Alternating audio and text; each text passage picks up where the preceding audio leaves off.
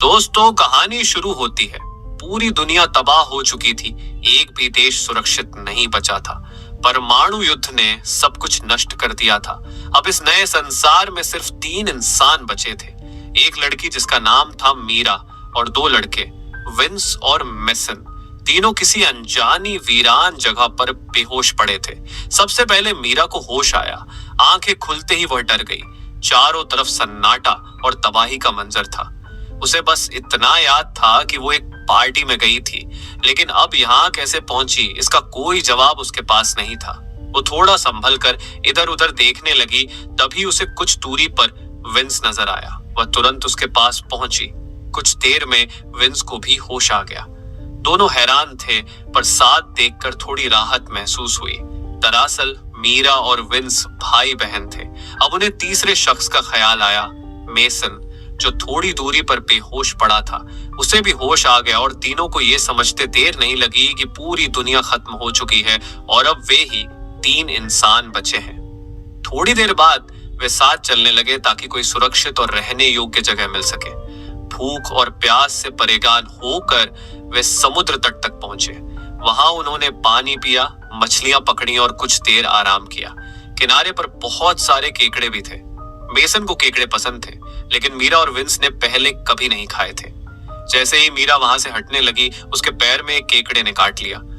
Mason ने तुरंत उसे प्राथमिक उपचार दिया, जिससे मीरा को थोड़ी राहत मिली। कुछ देर बाद तीनों को एक वीरान घर मिला। वहां कोई इंसान तो नहीं था, लेकिन एक डॉगी जरूर था, जो उन्हें छिपकर देख रहा था। बाहर आते ही उनकी नजर उसी डॉगी पर पड़ी। वह लगातार भौंक रहा था, जैसे उन्हें किसी चीज की ओर ले जाना चाहता हो। तीनों उसके पीछे चल दिए और थोड़ी देर में एक हरी भरी जगह पर पहुंचे, जहां खाने पीने की भरपूर चीजें थीं, फल, पानी और साफ वातावरण। उन्होंने तय किया कि अब वे यहीं रहेंगे। रात होते ही उन्होंने आग जलाई और फल खाने लगे। डॉगी भी वहां मौजूद था और उसने एक खरगोश पकड़ लिया। पहले तो तीनों डर गए, लेकिन जब समझा कि डॉगी उन्हें खाना लाकर दे रहा है तो वे मुस्कुरा उठे। उन्होंने उसे भी खाना खिलाया और मीरा ने उसका नाम गैरी रख दिया। गैरी अब उनका दोस्त बन चुका था और उनके हर काम में साथ देता था। तीनों एक सुनसान जगह पर थे, जहां चारों तरफ तबाही फैली हुई थी। विंस को मेसन की कुछ बातों से असहजता महसूस हुई, इसलिए वह चुपचाप अकेले टहलने निकल गया। उधर मेसन थोड़ा काम करने के बाद थक कर सो गया और मीरा अपने चेहरे और हाथ पैर धोने लगी। जब उसे विंस कहीं नजर नहीं आया तो वह चिंतित हो गई और उसे ढूंढने निकल पड़ी।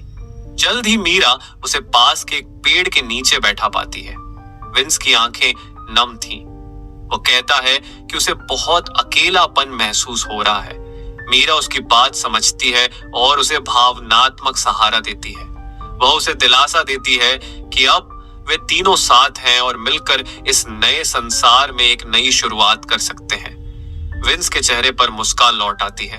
गैरी नाम का डॉगी, जो अब उनका साथी बन चुका था, दूर से उन्हें देख रहा था। उसे भी मीरा का साथ पसंद आने लगा था, लेकिन वह सिर्फ एक जानवर था। उसकी दुनिया सीमित और मासूम थी।